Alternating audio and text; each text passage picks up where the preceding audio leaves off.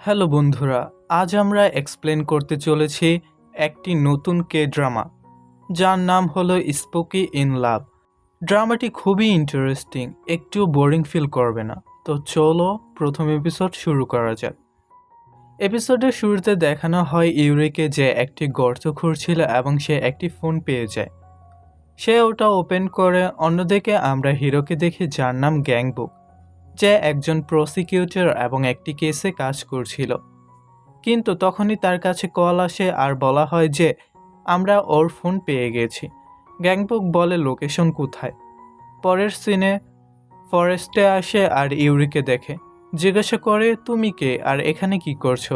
তুমি একটি মেয়ে, একা ডেড বডি এখানে আনতে পারো না, তোমার সঙ্গী কোথায়? ইউরি বলতে লাগে যে কালপ্রিট সবসময় ক্রাইম সিনেই আসে। পরে দুজনে ফাইট শুরু হয়ে যায়। ইউরি ওকে কিকের পর কিক মারে। দুজন পড়তে পড়তে নিচে চলে এসেছিল, একে অপরের উপরে ছিল। কিন্তু তখনই দুজন পুলিশ কর্মকর্তা আসে, দুজনকে একসাথে দেখে ফেলে আর বলে যে আমরা জানি অন্ধকারে অনেক কিছু হয়, কিন্তু তোমরা এখানে এই কাজ করতে পারো না। দুজনে একসাথে চিৎকার করে যে এমনটা নয়। পরের সিনে সব পুলিশ কর্মকর্তা এখানে চলে এসেছিল।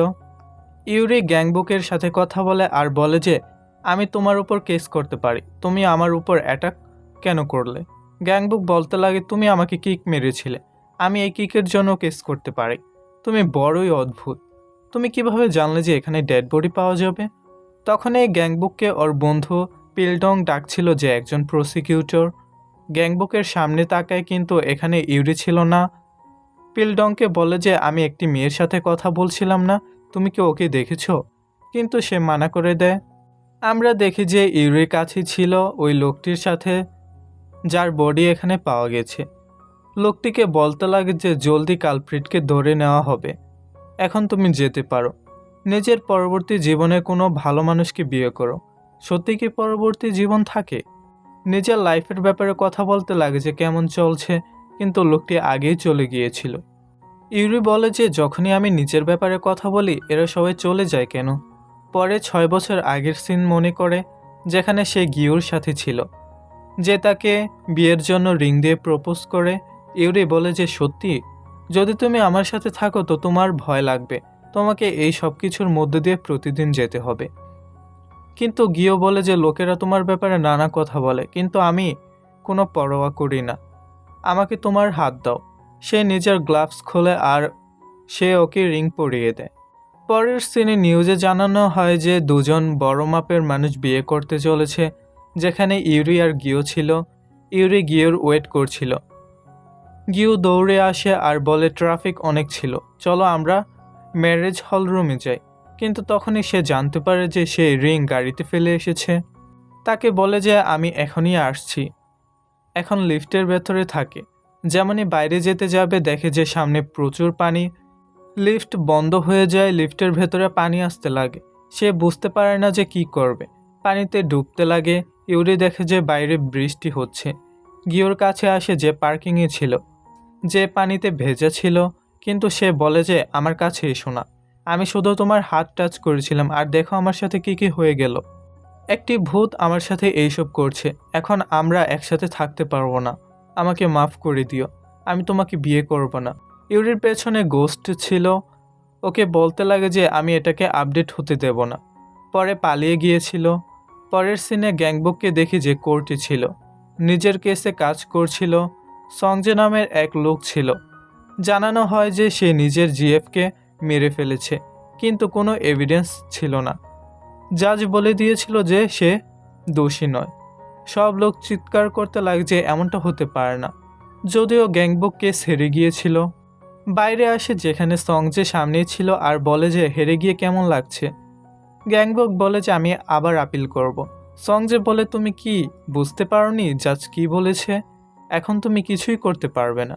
গ্যাংবুক বলে যে আমার কাছে আপাতত কোনো এভিডেন্স নেই, কিন্তু আপিল করার আগে আমি এভিডেন্স নিয়ে আসব, তুমি দেখে নিও। সংজে বলে ঠিক আছে, তুমি তোমার লয়ের কাজ করতে থাকো আর আমি ওই কাজ করব যা আমি চাই। সংজের কাছে পিলডং আসে আর বলে যে বস তোমার সাথে মিট করতে চান। পরে দেখে যে তার বসকে, যার নাম সংগু, যে চিফ প্রসিকিউটর। গ্যাংবককে বলতে লাগে যে তোমাকে কেস ছাড়তে হবে। গ্যাংবক বলে যে এমন কেন?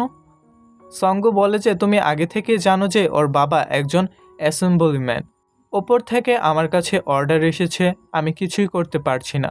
কিন্তু গ্যাংবক বলে দিয়েছিল যে আমি এমনটা করব না। বাইরে আসে পিলডং বলে এখন তুমি কি করতে চলেছ? তুমি কি হার মেনে নেবে? কিন্তু সে মানা করে। তখনই ওর দাদি মায়োসুন তার কাছে কল করে চার্জে আসার জন্য বলে।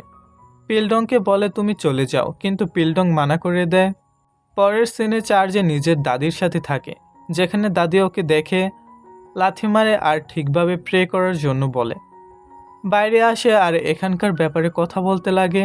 সাথে এটাও বলে যে মেয়ের ব্ল্যাক মানকি ইয়ারে জন্ম হয়েছে তুমি তার থেকে সবসময় দূরে থাকবে, তা না হলে তুমি প্রবলেমে পড়ে যাবে।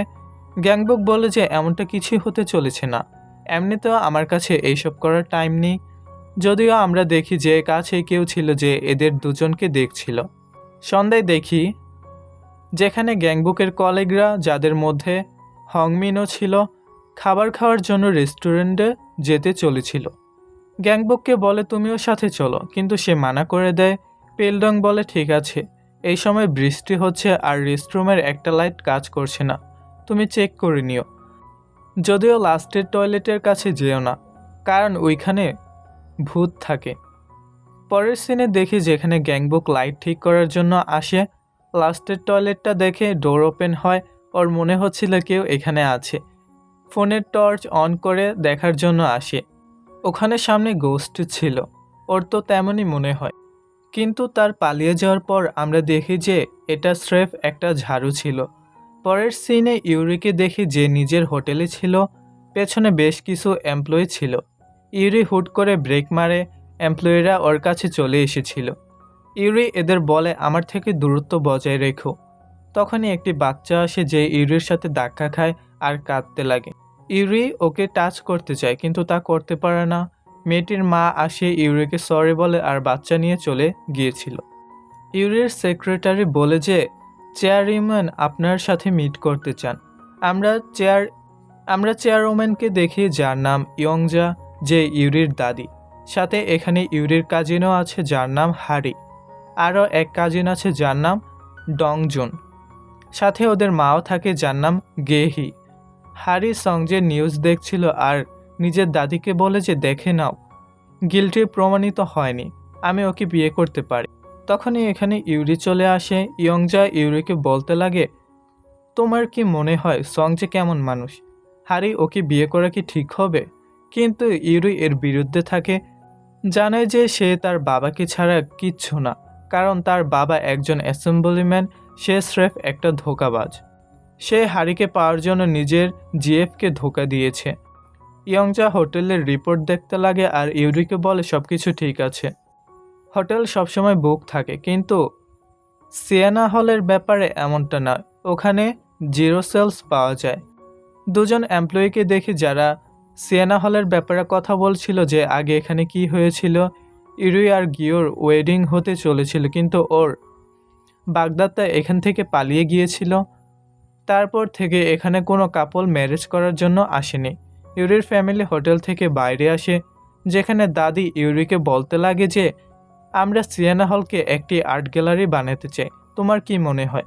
দুদিন পর আমি এই কথাটা বোর্ড মিটিংয়ে বলতে চাচ্ছি, কিন্তু ইউরি বলে যে আমি এমনটা চাই না, কারণ এই সিয়েনা হল আমার বাবা আমার মায়ের জন্য ডিজাইন করেছিল আর এটাকে বানিয়েছিল, এটা যেমন আছে তেমনই ঠিক আছে। দাদি বলে যে তুমি কি সাথে ডিনার করতে চাইবে, কিন্তু ইউরি বলে আমার আগে থেকে প্ল্যানিং আছে। পরের সিনে দেখি যেখানে ইউরি প্রথমে জিমে আসে, ওয়ার্কআউট করে, পরে নিজের বাড়িতে খাবার খায়, কিন্তু নিজের রুমে ঘুমায় না, সে ক্যাম্পের ভেতর ঘুমায়। গ্যাংবককে দেখি যে নিজের বন্ধুদের সাথে রেস্টুরেন্টে ছিল, কাজ নিয়ে কথা বলে, সাথে নিউজ দেখছিল যে গলফ খেলার জন্য আবার চলে এসেছে আর এটার জন্য ট্রেনিং করছে। ইউরির বাড়ি দেখানো হয় যেখানে একটি গোস্ট ইউরির কাছে আসছিল। ইউরি তার ছায়া দেখে হুট করে ক্যাম্প থেকে বাইরে আসে আর বলে আমাকে ভয় দেখানো বন্ধ করো, যা বলতে চাও তা বলে দাও। যদিও গোস্টকে দেখানো হয় না যে সে কে, ইউরি বলে দিয়েছিল ঠিক আছে চলো যাই। ইউরি এই সিন মনে করে যে আমি আগে একজন শামানের সাথে কথা বলেছিলাম আর তাকে বলেছিলাম যে আমি গোস্ট দেখতে পাই। শামান বলে ঠিক আছে, তুমি যদি গোস্টের হেল্প করে দাও তবে তুমি বেঁচে থাকবে। অন্যদিকে আমরা গ্যাংবুককে দেখি যে পিলডংকে নিয়ে যাচ্ছিল। সে খুব নেশায় ছিল, ট্যাক্সি থামায় আর ওকে এখান থেকে পাঠিয়ে দেয়। কনভিনিয়েন্স স্টোরের ভেতরে আসে, বাইরে একটি গাড়ি থামে যেখানে একজন লোক স্টোরের ভেতরে আসে। গ্যাংবুক লোকটিকে নোটিস করে, ওপর থেকে নিচে ওকে দেখছিল আর ওর কিছু সন্দেহ হয়ে গিয়েছিল। ইউরিও নিজের গাড়ি নিয়ে আসে আর গোস্টকে বলে যে ওদের গাড়ি কি এটাই। সে হ্যাঁ মেলায়। ইউরি বলতে লাগে যে আমি কোনো পুলিশ নই, এখন আমার কি করা উচিত। পরে টেলিফোন বুথের কাছে আসে, কারো কাছে কল করতে চায়। স্টোর থেকে লোক বাইরে এসে গাড়িতে বসে পড়ে। ইউরির গাড়িতে ধাক্কা মারে নিজের গাড়ি নিয়ে এখান থেকে পালিয়ে গিয়েছিল। ইউরিও এইসব দেখে ওদের পিছু নেওয়ার জন্য গাড়িতে বসে, কিন্তু তখনই গ্যাংবুক চলে আসে আর বলে যে এটা একটি হিট অ্যান্ড রান কেস, আমি তোমাকে হেল্প করব। ইউরি বলে তুমি কে, তুমি আমাকে হেল্প করবে কেন? কিন্তু তখনই ওকে মন দিয়ে দেখে আর বলে যে তুমি তো ওই মেয়ে। ইউরিও তাকে চিনে ফেলে আর বলে আমার তোমার হেল্প চাই না। গ্যাংবুক বলে যে আমার ওদের উপর সন্দেহ হচ্ছিল, হয়তো ওরা কোনো অপরাধী, তুমি জলদি চলো, আমি কোনো ফালতু লোক নই। নিজের আইডি কার্ড দেখায় আর বলে যে আমি একজন প্রসিকিউটর। ইউরিকে পরে তার কথা মানতে হয় আর দুজন একসাথে চলে গিয়েছিল ওদের গাড়ির পিছু করে। যে পেছনে পেছনে গোস্ট ছিল ইউরিকে গাইড করছিল যে তোমাকে কোথায় যাওয়া উচিত, কিন্তু প্রথমে গাড়ি হারিয়ে যায়, ওরা পায় না। গ্যাংবক নিজে মনে মনে বলে যে কার সাথে কথা বলছো। ইউরি নিজের গাড়ি দ্রুত চালাতে লাগে। সে জানতে পেরে যায় যে ওদের গাড়ি কোথায় আছে, কিন্তু তখনই গ্যাংবককে দেখে যে ওর গাড়িতে একটি ব্ল্যাক মানকি খেলনা আছে। তারপর নিজের দাদির কথা মনে করে যে যেখানে সে বলেছিল যে ব্ল্যাক মানকি ইয়ারের মেয়েদের থেকে দূরে থাকবে। ইউরি নিজের গাড়ি ওদের গাড়ির সামনে নিয়ে আসে, লোকেরা থেমে যায়। গ্যাংবক গাড়ি থেকে বাইরে আসে, লোকদের সাথে ফাইট করে স্টার্ট করে দেয়, কিন্তু একজন লোক পিছন থেকে ওর উপর অ্যাটাক করতে যাচ্ছিল। ইউরি সঠিক সময়ে আসে, মাথায় ব্যাট দিয়ে মারে। গ্যাংবক নিচে পড়ে গিয়েছিল। নিজের হাত ইউরির দিকে বাড়ায়, কিন্তু ইউরি ওকে টাচ করতে চায় না, তাই ব্যাট দিয়ে ওর হেল্প করে দেয়। যেমনই হুট করে দাঁড়ায়, দুজন একে অপরের দিকে তাকিয়ে থাকে, কিন্তু পরে দূরে সরে গিয়েছিল। গ্যাংবক বলতে লাগে যে এটা হিডেন রান কেস, যদি তোমার কোনো হেল্প লাগে তবে জানিয়ে দিও। কিন্তু ইউরি বলে যে এমনটা নয়, এটা অন্য কিছু, তুমি গাড়ির ডিকি চেক করো। যেমনই চেক করে এখানে একটি ডেড বডি ছিল, অর্থাৎ যে গোস্টকে আমরা দেখেছি সে একজন ট্যাক্সি ড্রাইভার ছিল। ড্রাইভার কাছে ছিল, মনে করে যে এই গুন্ডারা আমার সাথে কি করছিল আর আমাকে কিভাবে মেরে ডিকিতে বন্ধ করে দিয়েছিল। ইউরিকে দেখে যে ওকে বাই করছিল আর ট্যাক্সি ড্রাইভারের সোল এখান থেকে গায়েব হয়ে যায়। গ্যাংবুক ইউরিকে যেতে দেখে আর মনে মনে বলে যে এটা অসম্ভব। রাতে নিজের বাড়িতে আসে, নিজে মনে মনে বলে যে সে ছিল কে, সে কি কোনো গোস্ট? সে কিভাবে জানলো যে ওখানে ডেড বডি আছে? সকালে নিজের কাজে আসে, পিলডং ট্যাক্সি ড্রাইভারের কেসের ব্যাপারে কথা বলতে লাগে আর বলে তুমি